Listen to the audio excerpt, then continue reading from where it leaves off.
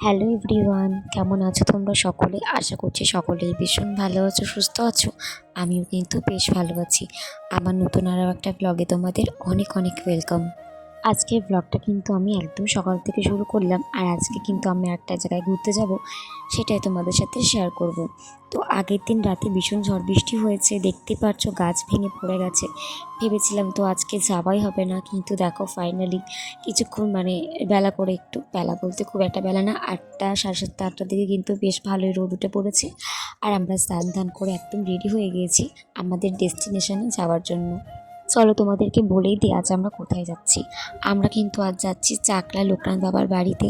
তো আমার হুট করে একটু ইচ্ছে হলো যাব, আর সত্যি কথা বলতে ঠাকুরের স্থানে যেতে সবসময় মন টানে।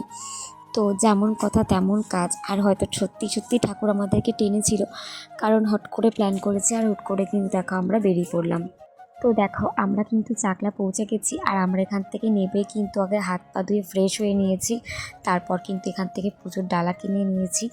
তারপর এখন যাব আমরা মন্দিরের ভেতরে, আর এখন সেরকম একটা বেলা হয়নি, ওই 11টার মতন বাজে। আর মনে এত শান্তি লাগছিল, সত্যি বলে বোঝানোর মতো না। আমি অনেক দিন বাদে আসলাম, সেই এসেছিলাম আমার বিয়ের পর ওই 1-1.5 মাস পর এসেছিলাম এখানে, আর এই আসতাম প্রায় 3-3.5 বছর পর। ভীষণ ভালো লাগছিল এসে। তো আমরা কিন্তু এখন মন্দিরের ভেতরে ঢুকে পড়েছি, আর এখন যাব পুজো দিতে। আজকে সকাল থেকে এত হাওয়া দিচ্ছিল, কাল রাতে যা ঝড় বৃষ্টি হয়েছিল, ভেবেছিলাম তো ওয়েদারটা ভীষণ খারাপ থাকবে, কিন্তু সত্যি ঠাকুর আছে আজকে ওয়েদারটা খুব ভালো, কারণ খুব একটা গরমও নেই, খুব একটা ঠান্ডাও নেই, বেশ ভালো ওয়েদারটা, আমাদের একটুও কষ্ট হয়নি। আর আজকে মন্দিরটা কিন্তু খুব ফাঁকা ছিল, খুব তাড়াতাড়ি আমাদের পুজো দেওয়া হয়ে গেছে। মন্দির থেকে বেরিয়ে কিন্তু মাঠের এপাশে একটা জায়গা আছে, এখানে সবাই ধূপকাঠি মোমবাতি জ্বালায়। এখানেও কিন্তু একটা লোকনাথ বাবা রাখা আছে। তো আমরা এখানে একটু মোমবাতি ধূপকাঠি জ্বালিয়ে নিচ্ছিলাম। আর এখানে ধূপকাঠি জ্বালাতে এসে ভীষণ চোখ জ্বালা করছিল, এত উল্টোপাল্টা হাওয়া দিচ্ছিল, আর প্রচণ্ড পরিমাণে ধোঁয়া, আর খুব রোদ পড়ছিল।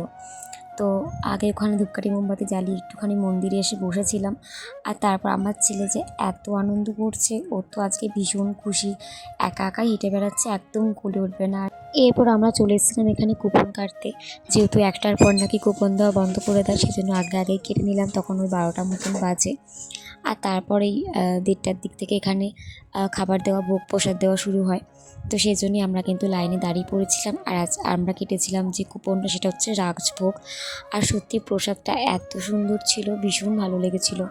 এরপর কিন্তু অনেকক্ষণ লাইনে দাঁড়ানোর পর কিন্তু আমরা ফাইনালি উপরে চলে এসেছি।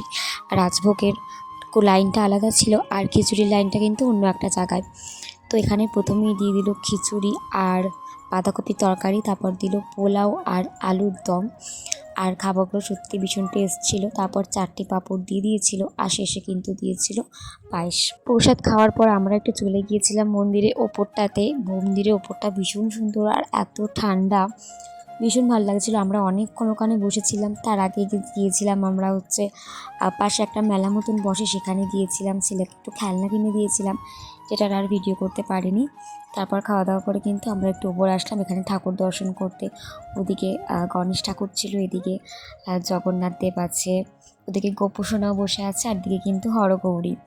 তো ভীষণ ভালো লাগছিলো, সব ঘুরে ঘুরে দেখছিলাম, আর আমরা এখানে বসে একটু গল্পও করছিলাম।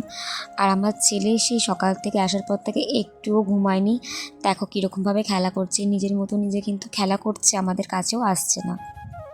মন্দিরের ওপর থেকে কিন্তু ভিউটা দেখতে ভীষণ ভালো লাগছিল। আর ওই যে সামনে দেখতে পাচ্ছ, ওটা কিন্তু একটা হোটেল, ওখানে কিন্তু নাইট স্টে করা যায়, যারা দূর দূর থেকে আসে তারা কিন্তু থাকে অনেকেই। আর ওপরটাতে খুব হাওয়া দিচ্ছিল। যাই হোক, অনেকটা টাইম কাটালাম, ভীষণ ভালো লাগলো আজকের দিনটা। আর এখন কিন্তু আমরা চলে যাব বাড়িতে। একটু খারাপ লাগছিল, কারণ খুব সুন্দর জায়গা, ভীষণ পছন্দের একটা জায়গা আমার। কিছু করার নেই, একটু এখন তো বাড়ি চলে যেতেই হবে, কারণ অনেকটা টাইম হয়ে গিয়েছে।